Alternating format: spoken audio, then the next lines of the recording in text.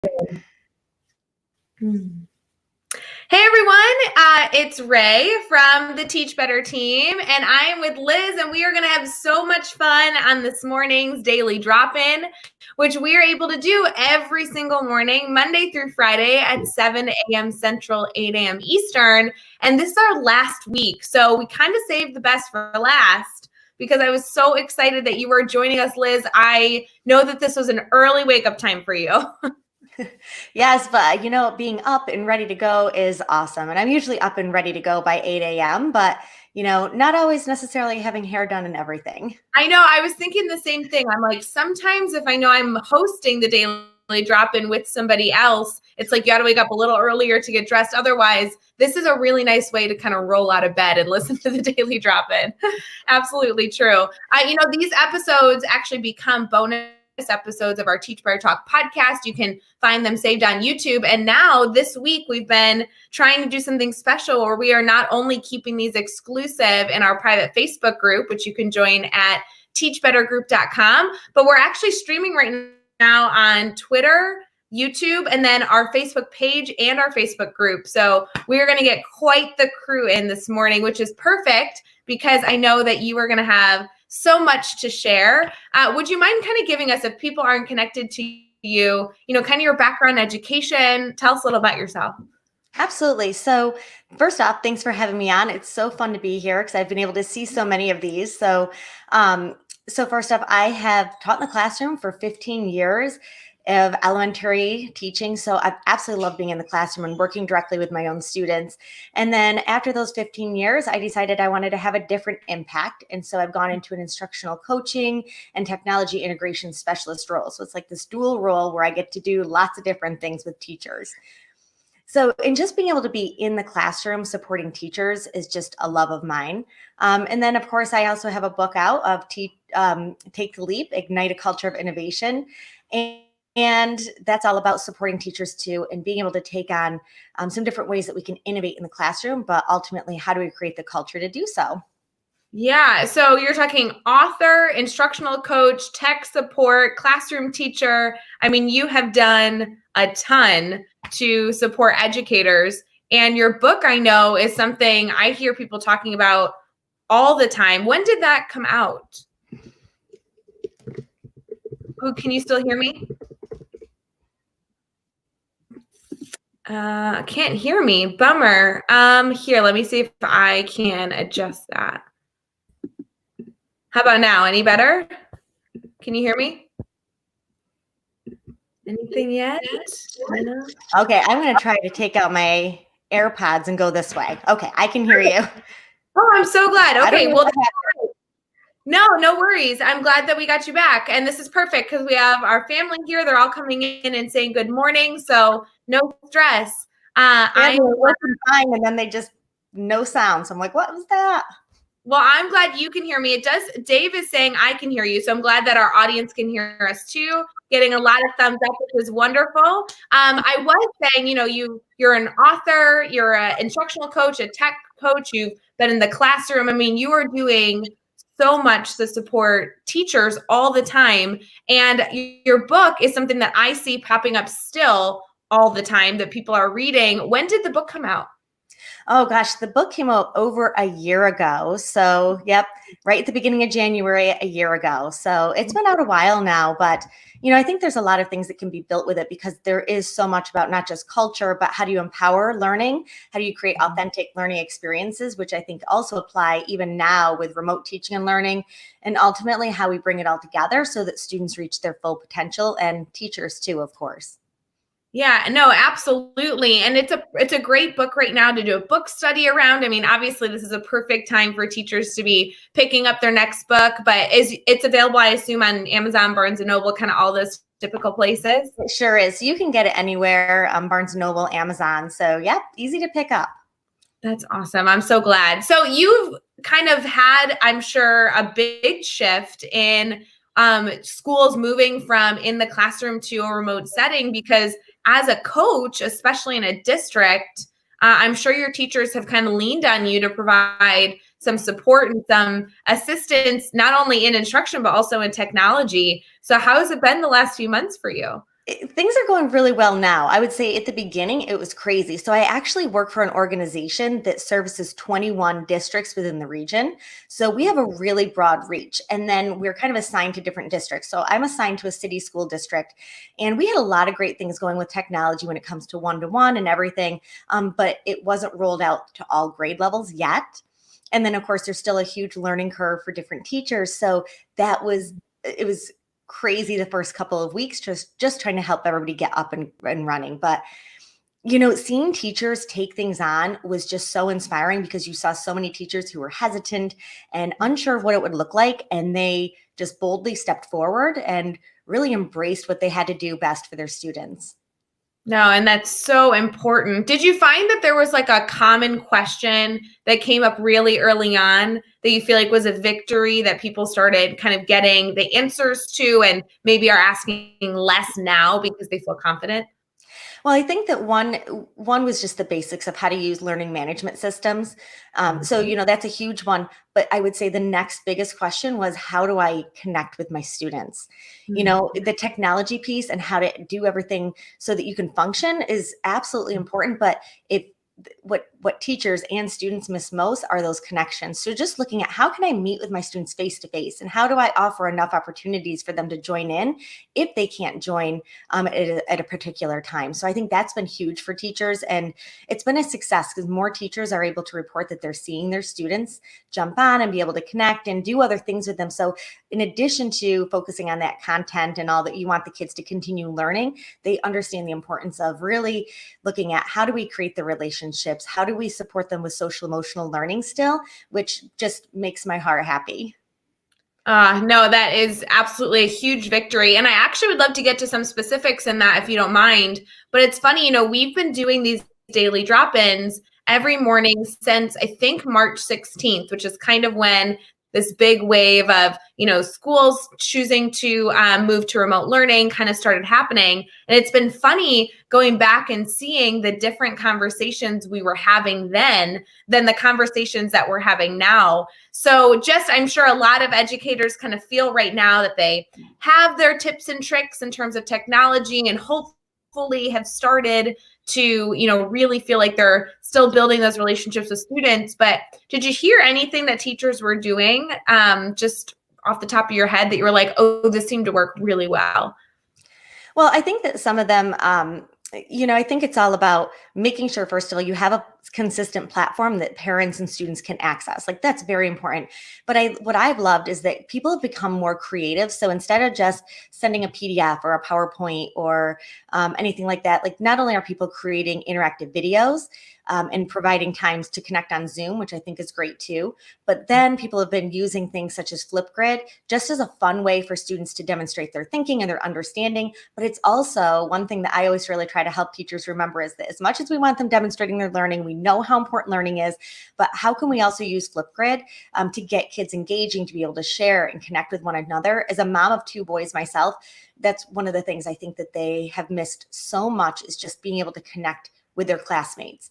Yeah. So being able to still share just what's going well, and having those questions that they can reflect on, almost like having, in my classroom when I was teaching, we would do responsive classroom, and we would do circle times to open the day, we would close the day. And so looking at how we can do that online, even if it's in a completely modified way, is still so great for kids to bring people together and feel like they have a launching point to their day, or something within their day where they can really connect.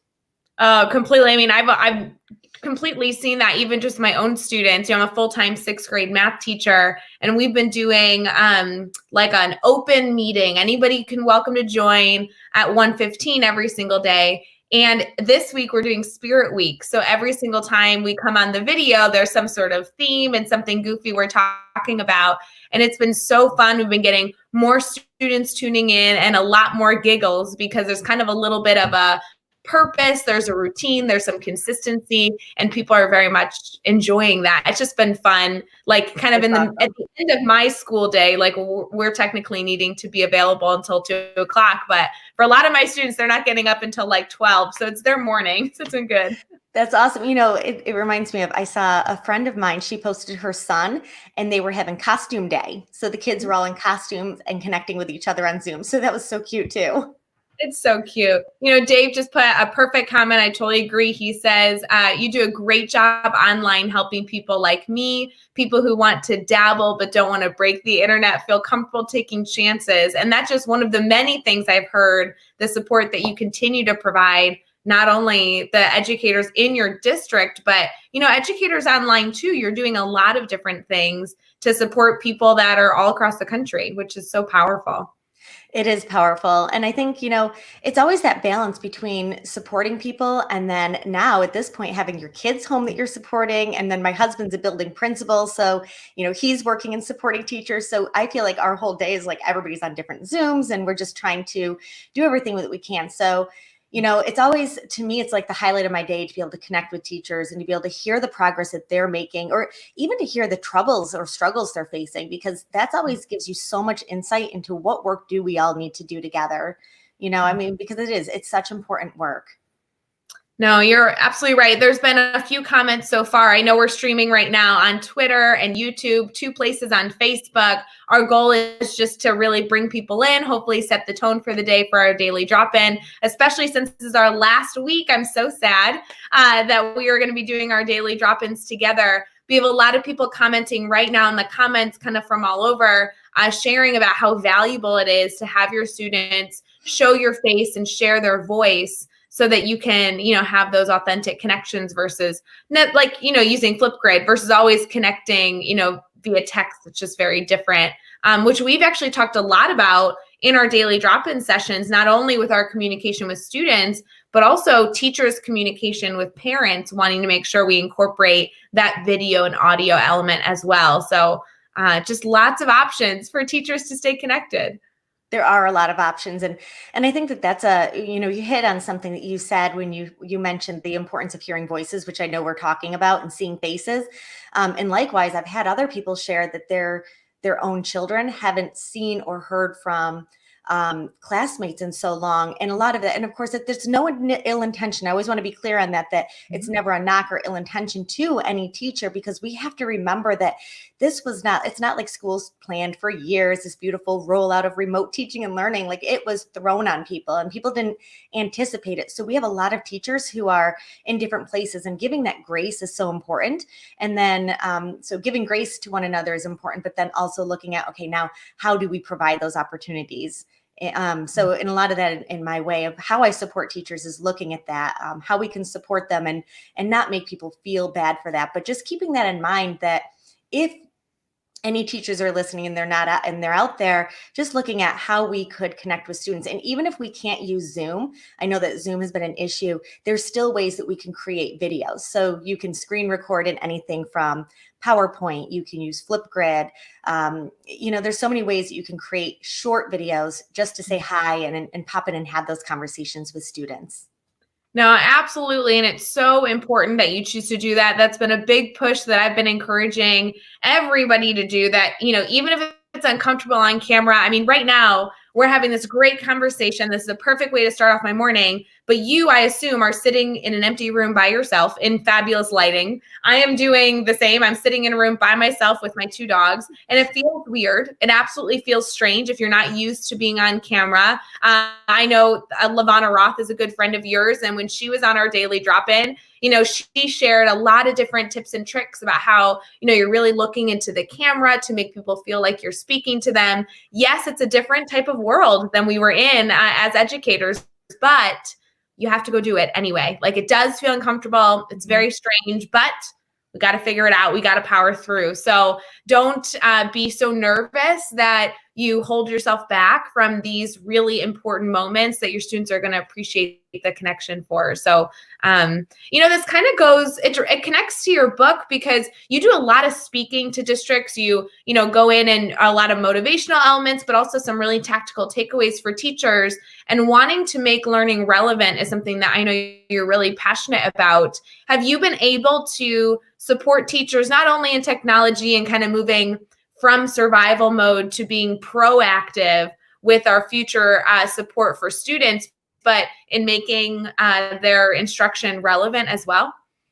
Yeah, it's something that we're looking at with next steps because it really has been with the city district. It is a large district, so that's been a huge undertaking. So I'm also on. I do a lot of work with PBL, so we're looking at frameworks where people can do more mini PBLs with students and how we can get that going with um, remote teaching and learning. There's so many things that you have to consider because we don't all have the same resources available. So it's really looking at what can be a framework that we can be using. And we have a lot of that already created so that students can identify some relevant problems and take action. And then there's a lot of opportunities too with service learning. So we talk a lot about social emotional learning and how that fits right now. And one of the things is that when kids engage in opportunities such as service learning, looking at what they can do for others. Now, of course, our kids can't in most places just go out in the community and do anything like that, any community service type work. But service learning can be anything, especially at the younger ages. It can be reading to an even younger sibling. It can be helping around the house, but helping them develop projects and where can they lend a hand, because it also develops a sense of purpose. And I think a lot of our kids right now, when they're out of school, even though they may be doing some remote teaching and learning online, they don't have that same sense of purpose that they may have had in the classroom. You know, we all know that sometimes students run errands for us because we know that they have the need to move, or we know they need to feel like they have a job to do. And at home, they may not be getting those experiences. So thinking about how we can still provide those opportunities for them remotely is really important. So we're looking at all of those things, but even maker education, this is a perfect time. Same thing with working on mini passion projects. Like this is a great time for kids to be able to even step back and think about, what am I interested in? Because a lot of times kids know kind of what they're interested in, but they don't know what they're passionate about at this age.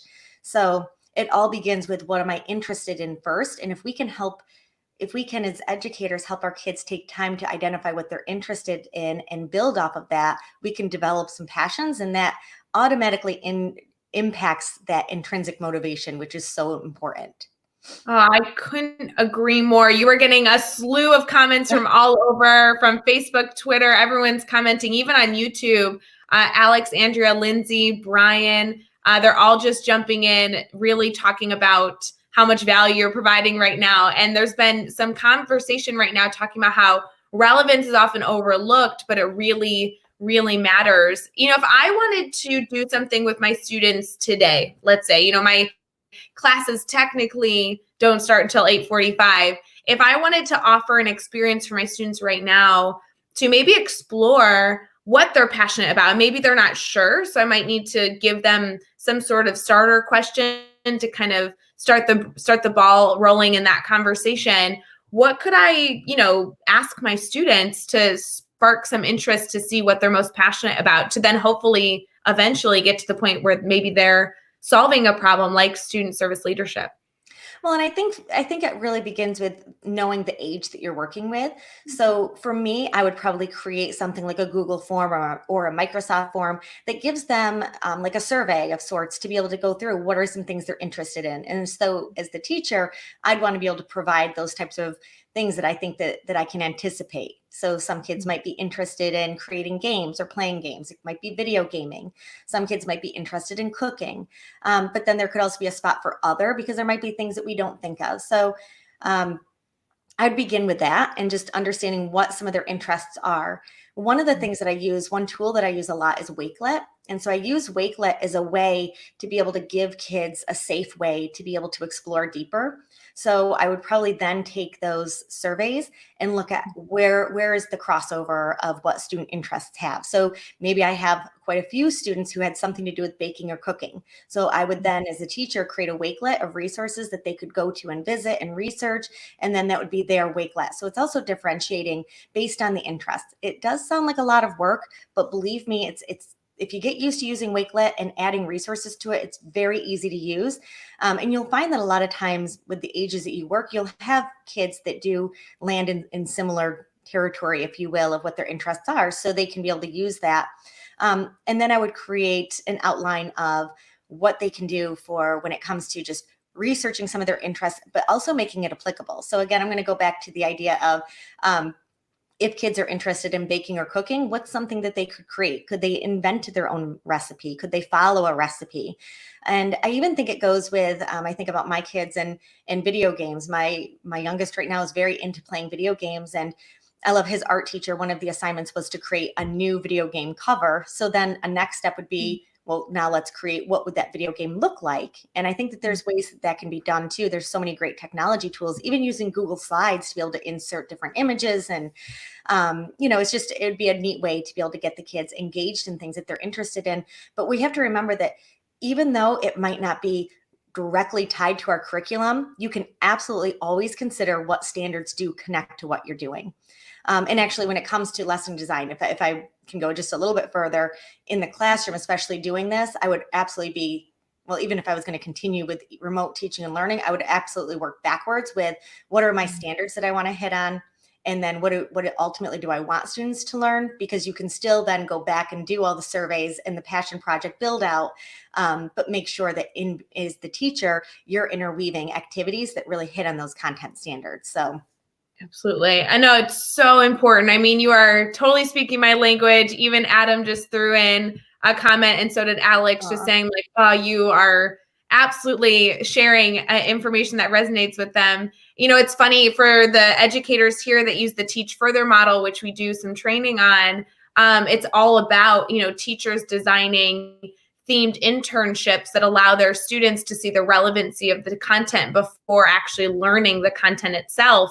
And we talk to teachers all the time about how finding the relevancy in your content might come from your background knowledge in knowing a business or community organization that uses that skill, but it also should come from surveying your students, learning about what they are interested in, because your content, I'm sure, is found in some of those interests as well. So trying to utilize your students' passions to help you design engaging lessons is so, so, so important. And I like how you kind of gave two different examples. One was where students are kind of exploring their passions maybe separate from the content, and the other is when their passions are integrated within the content. So no matter what type of educator you are, you have a starting point right now that you can do something that supports your students, whether it be integrated in the content or not, where they're exploring an idea that they're passionate about, which is a great opportunity for students to learn throughout their day and maybe accomplish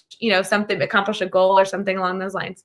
Yeah. And I think, going back to my experiences as even working in the classroom, that when our kids are really interested in what they're doing and they develop a love of learning, what we also see is that kids tune in better to what we need them to do at different times. So the more autonomy you provide and when you empower them, they feel like they have that sense of control. And then you don't end up with so many children who, and we all know that the case is that there are some kids who vie for that control because they want to feel like they're in charge of their day. And that's where sometimes negative behaviors can start from. So the more autonomy and empowerment we can provide, then we do see our kids be able to take ownership because they're more motivated. And so, like you said, yes, there's opportunities for kids to be able to dive into things that they're passionate about. But then, of course, there's things that are linked with learning that we know that they have to also work through. But there's a beautiful way that you can combine those and kind of marry that together to really have more bang for your buck with your students. Yes, I love Alex just said we need to add student interests as a first step in the backwards design. And I think that that's a really great element, as we're talking about best practice and utilizing looking at a standards and using the backwards design to scaffold information to support students' mastery. I love the idea of incorporating student interest because that is a huge part of how we earn that buy-in and students can actually take ownership over the experience as well. So that's so wonderful. We've shared so many tips and tricks right now. I do want to remind everybody that we are in our last week of our daily drop-ins. Our last episode of our daily drop-in will be Friday. These are stored in YouTube. You can catch all the full videos, all the audios there. And also, don't forget that while we have been able to this week stream in multiple places, you can also catch the audio as a bonus episode of Teach Better Talk podcast, which you can subscribe to and catch these elements as well. You have shared so many different ideas outside of, obviously, we were discussing your book a little bit, but also just great tech resources and stuff. If people wanted to stay connected to you? And I know that we have other things I want to talk about today before we conclude. How can people kind of connect directly with you? Is there maybe a website or a social media handle that they can make sure that they are connected with you past, obviously, our daily drop-in? Absolutely. Well, I'm on Facebook, Instagram, and Twitter. So if you just, in my website is elizabethbostwick.com. So that's pretty easy. And then you can find all my social media links right through there. So you can find those. And I always love connecting people. LinkedIn too, actually. So yeah, lots of different places. I tend to be on Facebook. I think Facebook and Twitter more frequently, but definitely available everywhere. Yeah, I see you sharing so much on Twitter and Facebook. And I know that you still have elements that you're doing to continue to support teachers. So it's not like it's ending. Whatever you might find now that you're sharing, you might, shift and support teachers in a new way next week. And so definitely staying connected is a huge asset to not only building your PLN, but hopefully continuously getting new ideas, which is so wonderful. I recently had the opportunity to preview a book that I think you also had the opportunity to preview. Do you mind if we talk about award-winning culture for a second? No, let's do it. Oh my goodness. I'm so excited about it. I know. So Hans Apple, for those of you who may not be connected to Hans, he is a member of the Teach Better team and a member of the Teach Better Speaking Network. And he is publishing an amazing book that's coming out on Friday. We've actually gone live twice this week, once just to celebrate. And then yesterday we were live with Hans to have a sneak peek of the book, talk a little bit about why he wrote the book, his passion for the book. And he'll actually be live later this evening with Jeff Gargas to give a few more spoilers. But Award-Winning Culture is a brand new book that's coming out on Amazon and Barnes & Noble this Friday that is currently available for pre-order that you and I both got a sneak peek of. Tell me your thoughts. What do you think? Why should people check it out? Well, I'll tell you, Ray, when I was able to preview that, the very beginning of it just captures you right away. Hans does such a great job of just sharing the why and reaching the heart of teachers of why we are doing what we're doing, right? And really it comes down to that we're connecting with people, we are supporting learners in their journey, and you don't know what baggage they're coming into and what they're feeling, and the vast importance of the fact that when we are there and when we greet them, we might be the best part of their day, right? What we're able to provide. And even during remote teaching and learning. So even if we can't be face-to-face with our students, sometimes the connections that we have, that's why those face-to-face connections, even if it's a video, are so important. But in addition to that, not only does he hit on the why, but there are so many practical, tried and true strategies that he shares throughout that really brings it together so that anybody can take his book and implement amazing strategies to just create great change in their classrooms. And I'm sure you've seen this because I know that you did this extremely well in your book, and I've seen it done very well by other authors, is that it's just not about this overarching idea of what, a philosophy that you should share or a mindset, but really those tactical takeaways that even if it's late at night and you just flip through a chapter or two, you really have something that you're going to be able to take from that book and implement tomorrow. And I think that that's going to be extremely relevant, not only for our current times with remote learning, but even as we transition out of remote learning and hopefully back to some sort of new normal, we really do need to be focusing on the culture of our learning environment. I think this book is going to really help with that stuff. I do. And I think that anytime teachers can have a book, and especially as a teacher myself, where you can open up to a certain chapter that you may have put a sticky in, and you could be like, okay, what was this strategy again? Or what were those tips? And be able to go back to that and then say, okay, I'm going to directly implement these ones, or I'm going to take this today, I think is so helpful.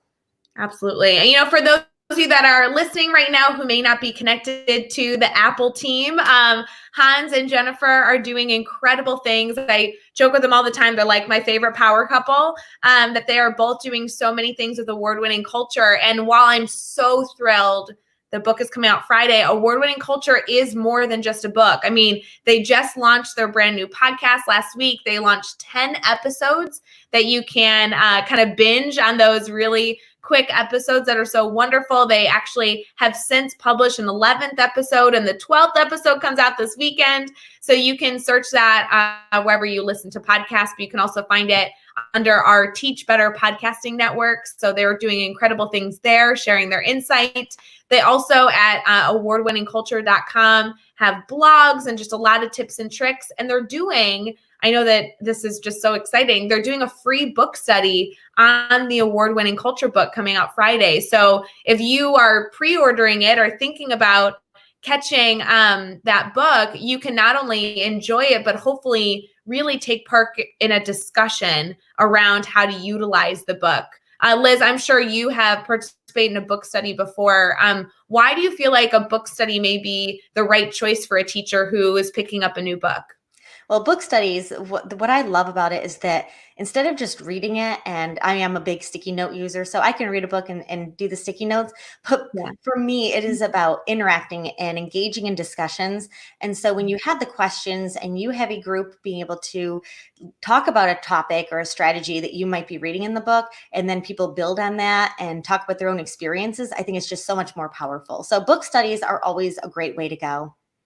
Yeah, absolutely. And I like Hans actually kind of sent in a little secret during our live yesterday, which, by the way, I'm sure is saved everywhere. We streamed on Twitter, YouTube, and then both places on Facebook. So you can go catch the live video Hans and I did last night. But he was saying that while there is a full book study that's free for teachers that you could do with your, teaching team or some, sort of group in your district, he's also thinking about doing a live book study. So if you don't have necessarily somebody that, wants to do it with you, if you don't have a group already formed, you could utilize your PLN and host it virtually with the author. So Hans will be giving out more details on that.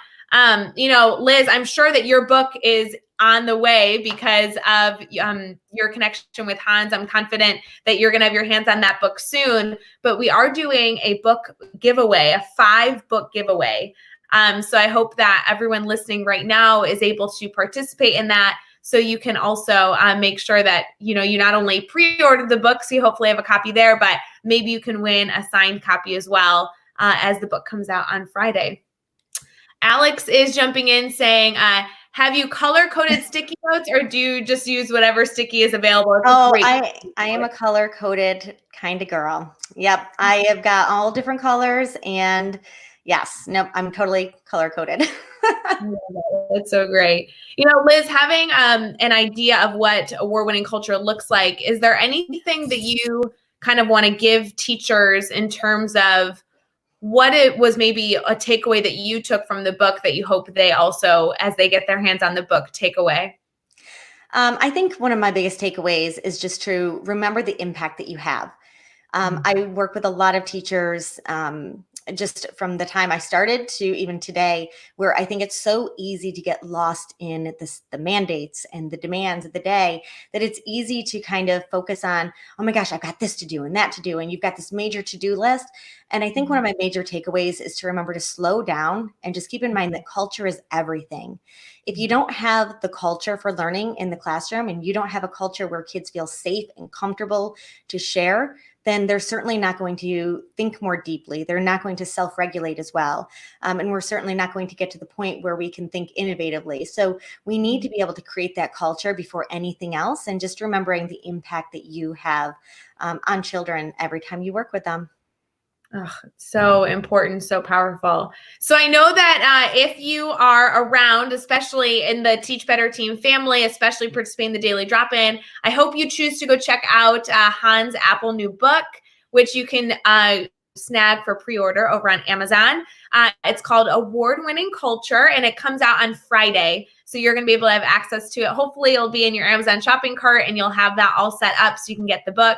Hans will be joining us for a Daily Drop-In on Friday morning, which will be so early for him because he is Pacific Standard Time. So he's going to be a little sleepy, but that will be the day that the book is coming out. He's going to join our Daily Drop-In, and we're going to be able to celebrate his new book launch and also give away that 5-book giveaway, which is so exciting. So I hope that you guys enter to win. It's very easy. You just need to answer one question using the hashtag TeachBetter and the hashtag award-winning culture.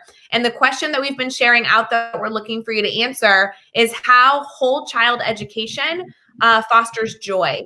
And he spoke yesterday in our live video about how joy was really specific in the way that he chose that, because he feels like joy is not just an immediate feeling, but really a long-lasting feeling that we want to make sure exists. So congratulations to Hans. We do want to make sure we give him all the celebrations and the shout outs. We're so excited for you. As we kind of conclude our time together, we've been live for about 34 minutes, just talking shop about education. Liz, you've done so much to support educators outside of Hans' book and also the things that we've mentioned now. Would you mind telling us, if you wanted teachers to take one takeaway from maybe your book or just the work that you're doing, what do you want educators to keep in mind as they start their day this morning? Okay, so boy, there's lots of things that want people to keep in mind. Yeah. So I think I again, that it all goes back to that culture and relationships, number one. And number two, looking at remembering the importance of not just assigning work, but empowering learners to identify what their strengths and interests and passions are and how they can leverage those. And then also, how do we integrate technology so that kids can be creative in how they demonstrate their thinking, and really set them up for success. So just be thinking about that always culture first, but empowering and then creating authentic learning opportunities where kids can also demonstrate creativity. So good. So good. I did see that somebody asked again, can I repeat those hashtags? Yes, the hashtags we're using this week is hashtag teach better and hashtag award-winning culture, which is the title of Hans's book. Would you mind telling us where we can snag your book as well? Because I think that this is the perfect time, especially entering into the summer, for teachers to find 2 or 3 books to kind of take a deeper dive into. And then I know that you have a hashtag that you also share, so educators can go on their favorite social media platform, search that hashtag, and see what conversations people are having. Sure. So you can find Take the Leap. And again, just real quick, that acronym is about creating that luminous culture, empowering learning. The A is for authenticity in the classroom. And then the P is for potential. So reaching our full potential. So you can find Take the Leap, Ignite a Culture of Innovation on Amazon or Barnes & Noble. And now the hashtag is a little bit different. I created the hashtag of Leap Effect. First of all, Take the Leap was already taken. So I did Leap Effect because it really is what we're doing in the classroom is all about joining hands and taking the leap together. We're creating that leap effect in schools to make significant change and make an impact on what it is that we're doing with students. Oh, God, look at these 2 awesome books, 2 very different topics that are really important education. One dedicated to bringing relevancy into the classroom, taking the leap, and then the other focused on culture. These 2 books are going to work very well together, and they're by 2 incredible authors. We're all friends. So go check them out. And, whether you choose to participate in a book study or explore on your own with a lot of colored sticky notes, we just hope that you guys all find some fun resources to learn and continue to grow, because even though we are supporting students, we are also learners ourselves. So continue to push yourself and think out of the box and be active in your learning, just like we ask our own students to. So I love it. Liz, thank you so much for joining us. This was such a blessing being able to have you on our daily drop-in this morning. I do want to make sure that people can stay connected to you. I know we shared your information earlier in the video, but would you mind just reminding us, where can people stay connected to you specifically? Absolutely. You can find my website at elizabethbostwick.com. I'm on Twitter, Instagram, Facebook, and that's at Elisa Bostwick. So you can connect with me just about anywhere, and I think you'll find it. And feel free to reach out anytime. I love connecting with people and just hearing about your journey too. Oh, wonderful. Well, we really appreciate you. And for everybody who's listening, we will see you later tonight at 7 o'clock Central, 8 o'clock Eastern, where Hans Apple is going to join Jeff Gargas, and we're going to be live streaming on all these platforms again, talking about the book giveaway, and maybe sharing some quick tips and secrets that you should keep an eye out for. Don't forget to join us for Mastery Chat on Thursday. And then Friday is a big day. We have the book launch, we have our last daily drop-in, and we have a Q&A with Kevin Butler for our free teacher webinar series we have going on all dedicated to engaging learners. So no matter where you are in your learning journey as an educator, there is so much going on. Please make sure you stay connected, and we are here to support you. Liz, thank you again for everything. We so appreciate all the work you do. Oh, thank you, Ray. This has been fantastic. I've just loved connecting here. So this has been awesome. So good. All right, for everyone, have a wonderful morning. See you later.